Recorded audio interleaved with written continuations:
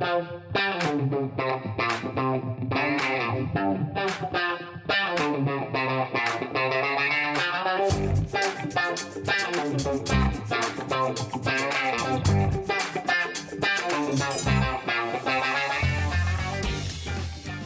good Tuesday, everybody. Hope you're all doing great.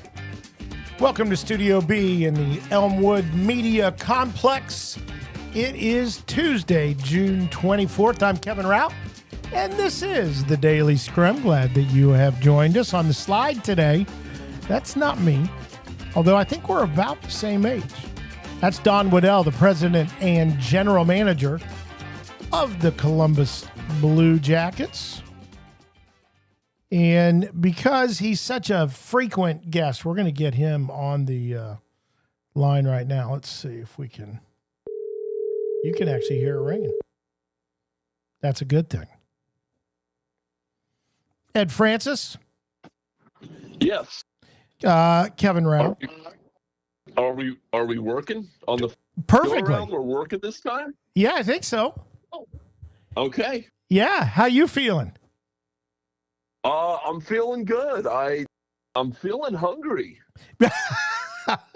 And for those of you that might not follow this soap opera, we discussed, Ed and I, Ed, by the way, from First Ohio Battery. We always want to make sure everybody knows where to find him on the interwebs. We have kind of an informal bet that's going to become formal, I'm guessing. And you picked, see how I'm trying to weasel out already? Florida in 6 games, which is exactly what happened. I can hear that. Yeah. What do you think of that? I don't know. Let's finish your thought, and then I'll tell you where I'm going. Okay. All right. So he won. I picked Edmonton in 7. I thought they'd make it back to Canada for the 7th game. That did not happen. A dominant performance, which you predicted by the Panthers to win their 2nd straight. And lunch is on the line. Now, Ed is a healthy guy. He's a vegetarian. So he's been scoping out some of the more expensive vegetarian fare around our area. What have you come up with? If I knew you were in my Google history, I wouldn't have called. I know, but come on, where are you? Where are we going? I don't know. I haven't decided. Okay, hey, I'm going to tell you one before you go any further. Okay. We're getting some clippings, so here's what I'm going to do. I am going to just stay right there, okay? Okay, now we're back. We just kind of switched things because we're getting some clipping on the on that line. We're going to work on that, but because this is an important thing that we're doing here. Hold on. It's not life or death, but it's close. Yeah, here, and I'm going to turn you up as far as I can. All right, go again. Can you hear me okay? Yeah, I think I can. Yeah. Okay. You hear me fine? Oh, yeah, I can hear you great. Yeah. Okay, here we go. Then we're all good. So, go again, because I think this is important. I didn't want that to be clipped and not understand where we're going to lunch. Go. Oh, I don't know yet. After that build up? Come on, man. We are going to a place called To Be Determined. Okay. TBA or TBD in this case. Okay, fair enough. But is it fair to say it will be expensive? No, I won't do that to you. Come on. I did, though. I will say I had Florida, but I also had Florida in 6. No, that's what I'm saying. No, I said that clearly. That's a dessert at least. That Right? is for sure. For sure. And I don't mind going because there'll be mushrooms there in some way, shape, or form, I'm guessing. So we're all right. I'll tell you where I'd go. Yeah. We were there the day after the season ended, you and I. Yeah. I'd go back to Buca. Oh, hey, that wasn't bad. You did okay there, right? Oh, yeah. We can stand outside and gaze at the future of Nationwide Arena. Oh, that's right. Okay, so let's talk about that. I wasn't, when you texted me yesterday about that, it was a bit of a surprise that the arena district head of that announced that they're going to put $500 million into the arena.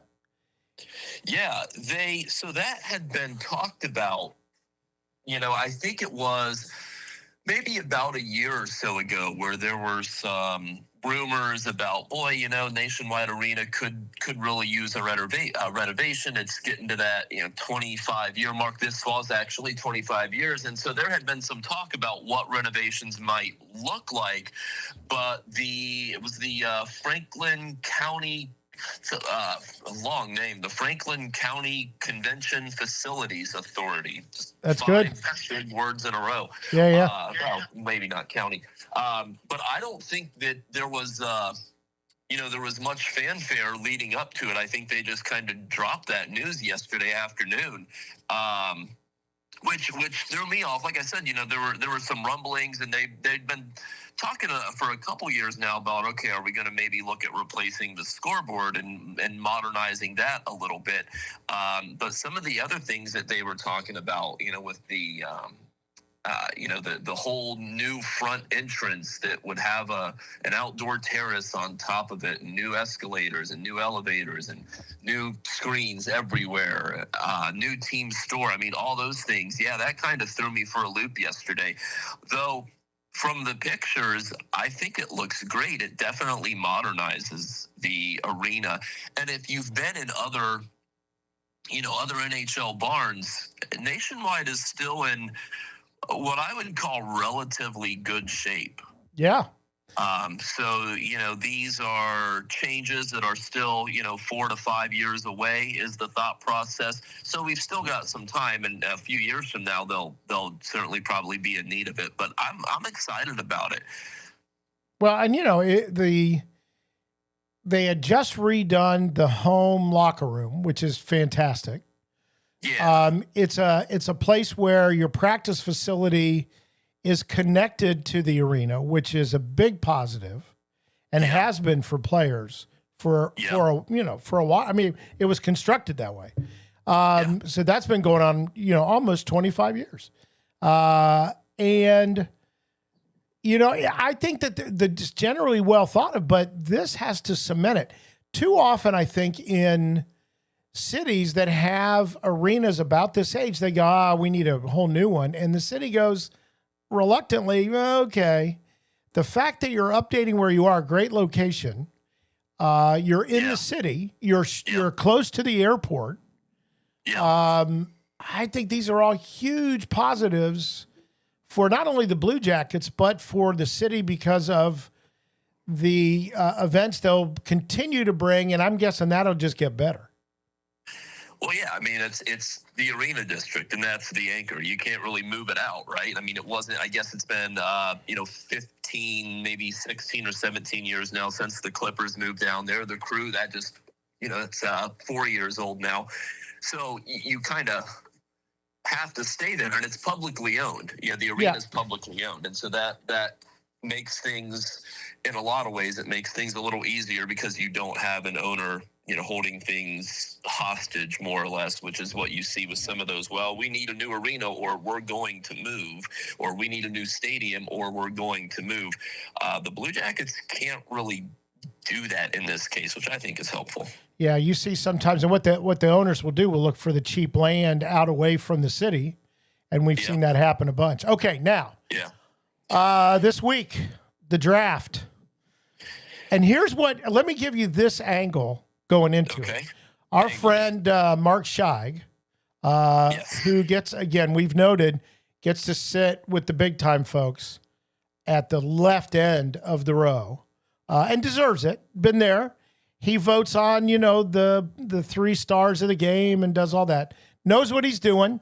Has relocated now to Columbus, and glad to have him here. But he was reporting that the 2 first-round choices, the discussion is about Rasmus Andersson and Jason Robertson. Your thoughts? I don't think you're going to get Jason Robertson for one of those picks. And that would have to be trades, by the way. Right? They what? They would have to be trades because those Yeah. players are tied up. Yeah. I don't think. Well, I'd love Robertson. I think the asking price for him is going to be really, really high. Yeah. I don't think he's the kind of guy that you'll get, even if you were to, offer both picks up. I still think you would need to part with at least one prospect that you probably don't want to part with. Yeah. I think it was Friday or Saturday night that, I'd first started hearing some rumblings about, well, maybe the Flames want to move on from Rasmus Anderson. And there hadn't been any link or any speculation to the Blue Jackets. But I had sent out a tweet, I think, Saturday night saying, like, this seems like a guy who would be right up Dean Evison and Don Waddell's alley. I mean, he's a guy that you could put right on the top pairing with Zach Werenski, whether or not you bring Dante Fabro back into the fold. He's a guy where, you slide Fabro down to the second line. You have Anderson up on the first. He's going to play, 23, 24 minutes a game. I think his average was last year. He's a minute eater. He's got a good, decent two-way game. He's tough as nails. He's the kind of guy, like I said, he's the kind of guy that Evison would want in his lineup. I think you go get him, especially if the Flames kind of, think that a change of scenery is best. Now, is the 14th pick or is the 20th pick are one of those and that's it, going to get it done?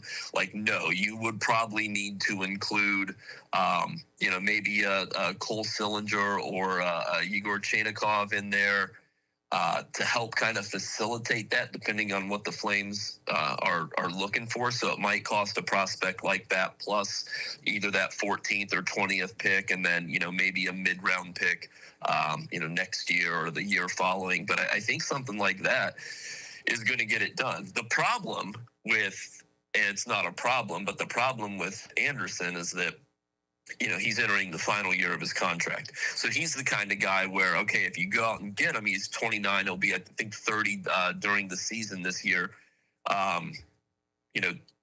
Do you maybe have some assurances first that he's willing to stay here long term and maybe even renegotiate a contract extension with him before you were to pull the trigger on that trade? I think that might be wise, because you don't want to give up a first round pick this year plus a kind of middle six type prospect for a guy who's going to play here for 1 year and then leave, right? I mean, Right. That kind of defeats that purpose entirely. But I would love to see it. I really like him as a player. And I'd like to see him. I think he could do some good work with Werenski along the top line. And then it has that trickle-down effect. You re-sign Fabro. You have Fabro and Matejchuk on the second line. Goodbranson and maybe Damon Severson on the third. If you can't move Severson, which there's some speculation that they might try to do, I don't really think there's a market given his contract and the season that he had last year, which may have been a career worst, by the way. Yeah. And there's still a lot of years left. Yeah, there's still several years left on that. So I don't know if there's, buyout doesn't really seem like an option for him. Trade doesn't really seem like an option for him. So, you just have to kind of hope that he bounces back. I mean, he's a guy that has a lot of pride. I think he would be the first one to tell you, you know what, I kind of stunk this year. I think he strikes me as a pretty transparent guy about he's pretty self-aware, I guess. Yeah. Okay, before you go, give me your best thought then on 14 and 20 on those picks in the first round. I think they're going to trade 14.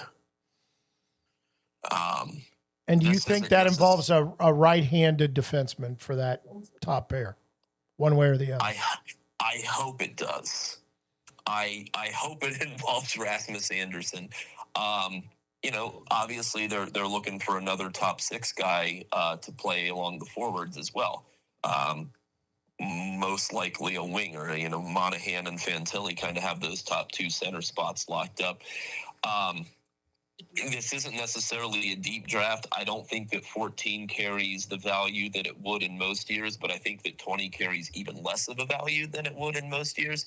So I don't really know what a realistic return might be. But I have no reason to believe that the team wants to make both those picks. I mean, they've been pretty open that they're willing to deal them. Usually when a team is that open that they'd like to move one, they end up moving one. And it may not be a dollar for dollar return. And my gut indication, no behind the scenes knowledge or anything like that, but my gut feeling says that they may realize they may not get the player that they could normally get for 14 in a trade, next year, the year after, but they'll look to move it anyway this year. So I think they trade. And then I think that with their other pick, if Joshua Ravensbergen is there at 20, the goalie prospect, I think they'd be foolish not to take him. I think he's going to, he would immediately become the best goalie in the pipeline. And you and I have talked a little bit about that. But if they're going to make the pick and it's going to be a forward or a defenseman, I think you kind of got to go on the blue line side of that. You lost David Juracek. You got a prospect back in Damon Hunt in that trade back in November. But what you didn't get is the caliber of prospect. Damon Hunt probably pans out to a third-line defenseman in the NHL at some point. But if you can go and get a guy who can potentially be a top 4 defenseman, and there's one available at 20, I think you got to go and do it. That's the other weird thing about this year's draft is there's so many things that can happen. It is not a stable draft. Over at on First Ohio, we were thinking, how do we want to cover the draft? Normally we do a series of 10 to 15 player profiles. Well, this year, 2 middle of the round picks in such a wide open and not necessarily deep draft. I mean, there's 30 or 40 guys that you could really consider, and that's if they make both picks. So it's a unique year. It's a unique year for the Blue Jackets, and it's a unique year for the draft as well. And curious to see how it all shakes out. But more than I am curious, I'm really just kind of ready for it all to shake out. Yep. Me too, because there are different expectations this year. And we'll look forward to it. Well, I know you've got some work to do, so I'm going to let you go. But next week, we will jump on and we will talk even more about things because we'll know. Hopefully about Rasmus Anderson joining Werenski on the blue line. Yeah. Let's make it happen. Let's will that into existence. We'll do. It'd be a great fit. Yeah. Okay. Hey, thanks for jumping on. I'm sure you and I will have a little bit to talk about as the week goes on, and then officially on the air, and we'll report back on lunch decisions. You win or you. As always, I appreciate you and thank you for having me on. And yeah, we'll talk soon, and I'll go where my stomach growl takes me. All right. Well, it may be Buka. We'll talk more, and we'll keep everybody updated. Hey, thanks, man. We'll be in touch. Yeah. Hey, thanks again. Okay. Ed Francis, First Ohio Battery. If you're not watching, and again, we don't have any qualms here about recommending other people to read. We mentioned today our friend Mark Scheig, who is with the Hockey Riders. And we mentioned, of course, Ed Francis with First Ohio Battery. But, I mean, you should be reading Brian Hedger with The Dispatch. You should be reading Aaron Portzline with The Athletic. Lots of people out there to pay attention to. We hope you're doing that to get a all-around view of things. And then we'll hope after all of this, because everybody's concentrating over on Nationwide Boulevard to the draft, and we'll get some guests on to talk about it. Who knows? So stay tuned for all that. But again, thanks to Ed Francis, the person to whom I owe lunch. And again, he'll be eating vegetarian. But if we go to a place like Buka, wow, that's a lot of choices. They should sponsor this, Ed's appearances. We'll work on that. We'll get the sales staff on that. But coming up, that's this week. 2 drafts, really. You've got the NBA tomorrow. Lots of talk there. Cooper Flagg expected to be the first choice. But then it just gets, there are a few that'll be in the top 5 that people talked about. Maybe we'll go over that more tomorrow. Talk about the people that you might expect to see drafted tomorrow. Maybe some Cavs fans out there trying to figure out what they can do. Now, talking about the NBA, and just to put a period at the end of the NHL sentence. We will be talking more about that draft as well. We will have a preview story going into the weekend, so look for that. And then tomorrow, again, the NBA does their draft. Duke's Cooper Flag expected to go first. Then we'll see what happens after that.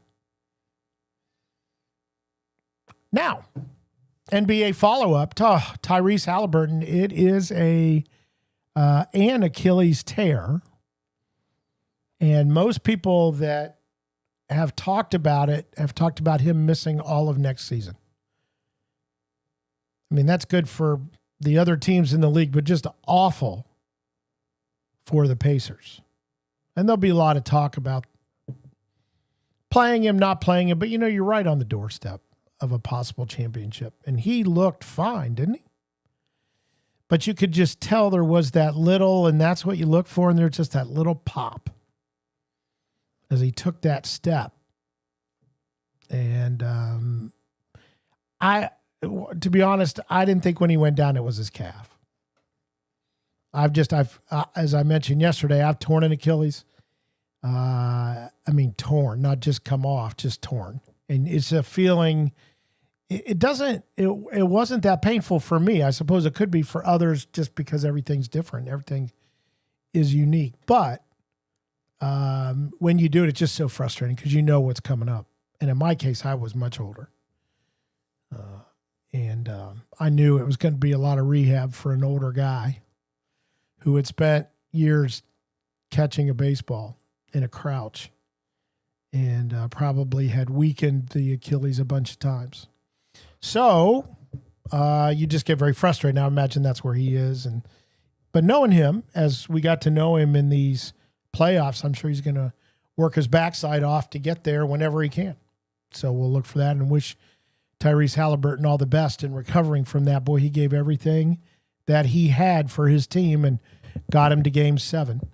And they had one quarter that went awry after he left, and a 12-point win and a championship for a very deserving Oklahoma City Thunder. And a unique talent in terms of Shai Gilgeous-Alexander. He is, the way he shoots, even with pressure going both ways, unbelievable. So the series itself, fun to watch those talents, and we'll see how that all plays out. Of course, the other news in the NBA is that Kevin Durant going to Houston. So things are changing. We'll see if that adds. They're very close. Houston's a good ball club, and they're young. And you get a little bit of leadership like that. Wow, that could be something. But they've got to battle Oklahoma City in the West. So we'll see how all that plays out. And in the East, it's really going to be which team is the least injured. New York had that. Boston certainly had it with a couple of injuries late. Now Indiana and the Cavs. They were just not themselves in the series against the Pacers. Too many injuries, too many not being able to score enough points against a very good defense. Now, had the Cavs been healthy, you never know. That's why you play them. But, the East is just going to be who can bring their talent back faster. And the West is just going to be, there'll be a lot of good teams.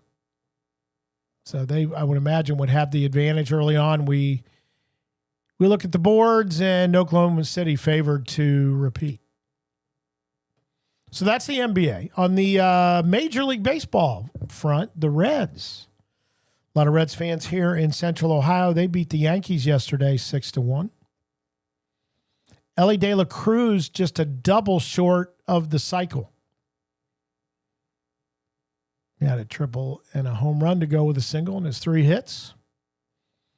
Big game tonight between the same two teams, the Reds and the Yankees. 7:10 start tonight.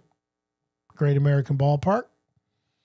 And you will see, and people have been waiting for this, the debut on the mound for the Reds of Chase Burns.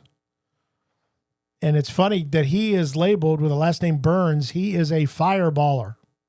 He will let it go. But he has risen through the ranks this year. He has literally been at 3 levels this year in minor league baseball. Started with Dayton, went down to Chattanooga in AA. Dayton is a high A club. And then to Louisville, their AAA team. And in those 3 steps combined, he has a 1.77 earned run average.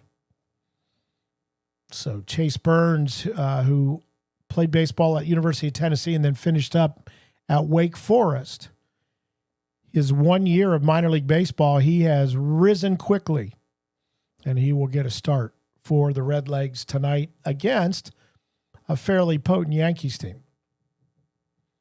The other news out of the Reds camp is that their veteran infielder, Jamer Candelario, he was assigned yesterday. I mean, he was designated for assignment actually on Monday. And he, about halfway through, he has a 3-year, $45 million deal. Reds are going to have to eat that, whatever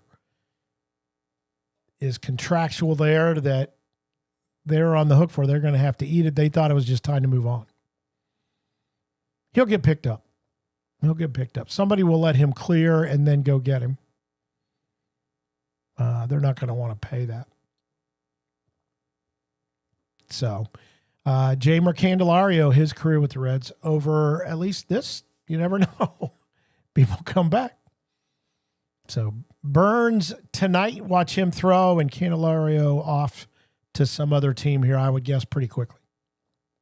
He just wasn't quite getting it done and hurt some, and they decided. Guardians were off yesterday. They will get the Blue Jays tonight, but the big news there for Guardians fans is that the Blue Jays are going to throw Max Scherzer. It'll be his first rehab start. He went at the beginning of the season in the opener, he went 3 innings and then came off with an upper body injury and then went through some rehab, pitched against the Clippers at Buffalo, which is the AAA club for the Blue Jays.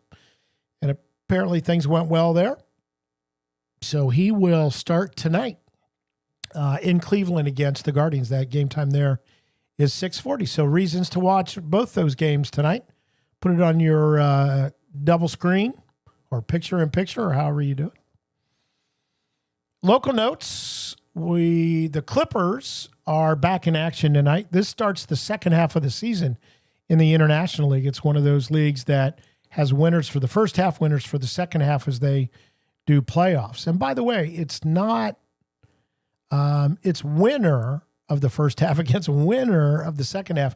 And they have East and West divisions, but it's all one division for that purpose.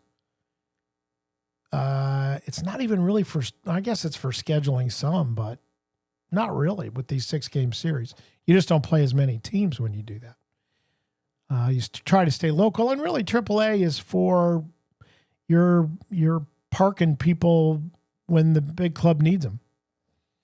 So they're not really worried about championships, although locally we like when the Clippers win a championship. So the winner of the first half, that's for the whole league, International League, will play the winner of the second half, and that starts tonight. The Clippers are in Iowa, in Des Moines, for the series with the Iowa Cubs. I guess you don't have to wonder who they're affiliated with. The top prospect that is with the Iowa Cubs and looking for his first chance to go up is their number 3 prospect, Owen Casey. And he's the right fielder right now for Iowa. Again, he has not been up with the big club. Chicago Cubs, of course, leading in the Central Division in the National League, so maybe tough to find a spot right at the moment. He's hitting .265. He'll, I would imagine, be in right field tonight for Iowa. Owen Casey, so look for him. Some transaction news for the Clippers. They released a couple of players. One, a guy that's been there for a while, Mike Capri's first baseman.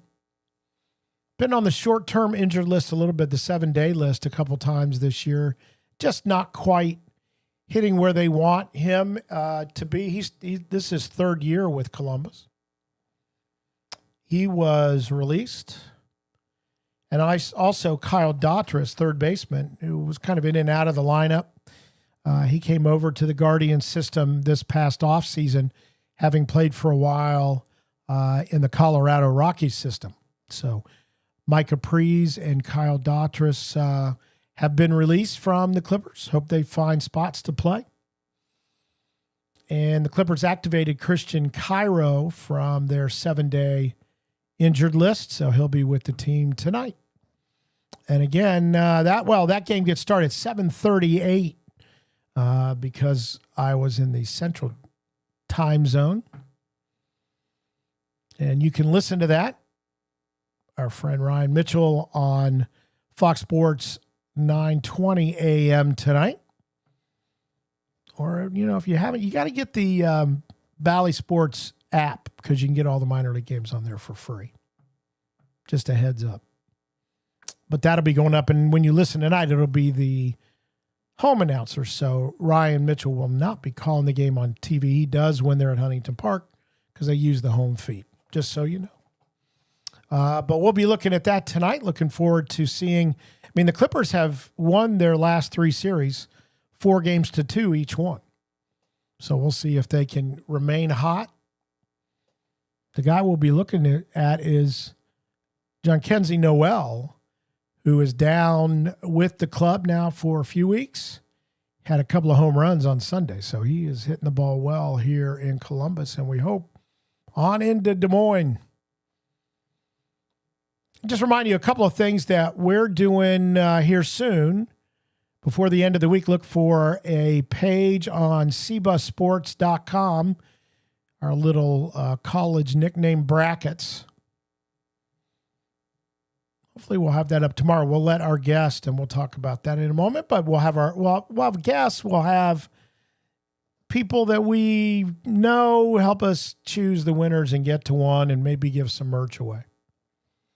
But the college nickname brackets, we'll try to get that up tomorrow. But if not, tomorrow the next day. We promise. Nah. I hope so. And then one thing that is definitely going to happen is that starting next Monday, you can sign up for our newsletter. It's an electronic newsletter. You get it in your email box once a week.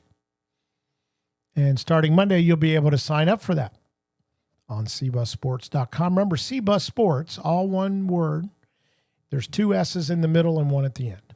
cbusports.com. And you can, if you have ideas about the show, things that you'd like to see us do, or correct us, you can always email us at info@cbusports.com. Again, info@cbusports.com. We hope you're following us on X and on Instagram, where our handle is CBus Sports Local, because that's what we like to do. Like to talk about local stuff. Speaking of that, our guest tomorrow will be Eric Welch, longtime friend, baseball guy. It's tough to define him easily. He played Division I baseball at Marshall, was a middle infielder, was the manager in independent baseball. I met him when he was with the Zanesville Grays. I was the radio guy for the Grays, and then I moved with him to Chillicothe.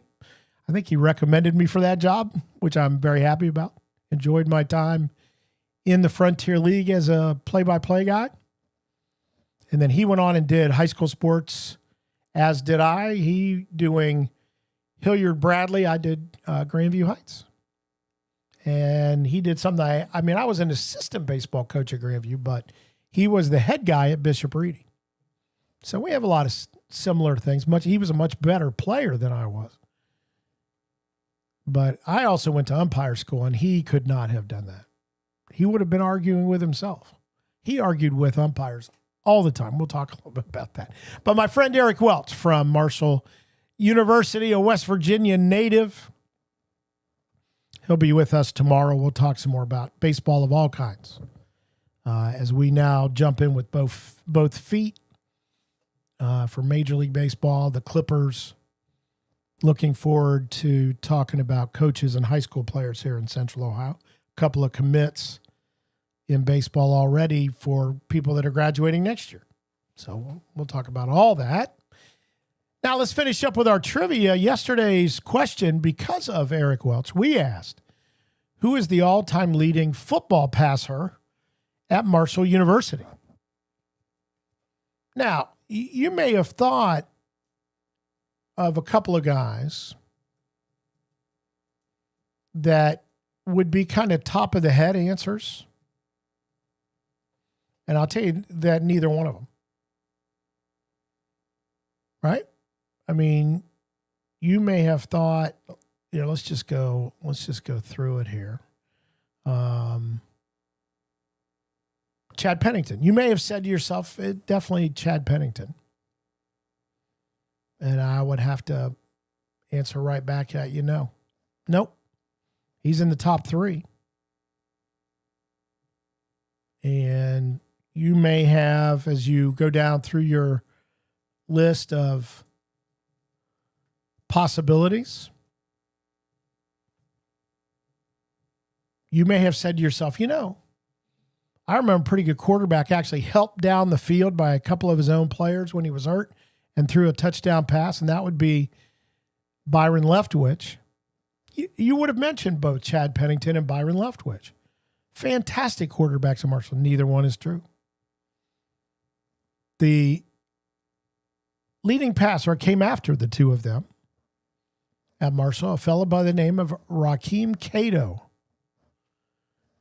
He was there from 2011 to 2014. He finished with 14,079 passing yards and 131 touchdowns. Crazy. He was not drafted after the success of Pennington and Leftwich in the NFL. He was not drafted. He had a tryout. And this is where maybe you heard of him. He tried out with the Cleveland Browns, was not signed after the tryout, went to play for the Montreal Alouettes that summer in the Canadian Football League, but really made his money in the Arena League, and he is still playing. His team, the Salina Liberty from Salina, Kansas, was just eliminated in the Arena League One semifinals. And if you haven't heard of Arena League One, that's okay. It's their first year. But they lost to the Nashville Cats with a K in the semifinals of that league. Now, let's throw one more bit of trivia in the whole thing. I happened to watch a little bit of that broadcast because it was there. And the analyst on that broadcast was Ohio State's Chris Tippy Toes Sanders. Yes, it was Tippy Toes. I want to make sure I get that part right. So Tippy Toes Sanders was the TV analyst along with Eli Gold. If you know SEC football, Eli was the announcer for many years for Alabama. He was the play-by-play guy. Chris Sanders was the analyst. So that's what Chris Sanders is doing because he played. Chris played in Nashville, or in Tennessee, I should say. Started out, ended up there after playing for the Oilers and the Titans. Great wide receiver. So anyway, that's the answer. Rakeem Cato. There you go. I just thought it was interesting because when I looked it up, I thought, well, I'll just ask that. Well, let's throw him an easy one. And I thought for sure it'd be either Pennington or Leftwich, but not the case. It's Cato, C-A-T-O. All right, our question today, because we talked about the NHL draft, and if you're a Blue Jackets fan, you will know this off the top. It is, who was the Columbus Blue Jackets' first ever draft pick? First rounder. And I'll give you this. In the 2000 NHL entry draft, who was the Blue Jackets' first ever draft pick? We'll answer that one tomorrow. We'll also quiz our guest, Eric Welch, about his alma mater, Marshall, and quarterback situation there. He may know. He may be able to add to that story. We will see. Hey, we're glad you joined us. We're thankful for our guest, Ed Francis, First Ohio Battery. He'll be on next week. We'll talk about the draft, how things went. Tomorrow, again, it will be Eric Welch. We'll just know him as the baseball guy. And we'll have all kinds of stuff for you. A preview of the Crew game. They play at home tomorrow night. Lots to talk about. Clippers on the road tonight at Iowa. The Reds and the Guardians have things to watch as well. We'll have to have about 6 TVs going. And then we'll talk about it all tomorrow. So for all of us here in Studio B, we appreciate you being along. This is Kevin Rouch on behalf of the Daily Scrum. Good afternoon, everyone.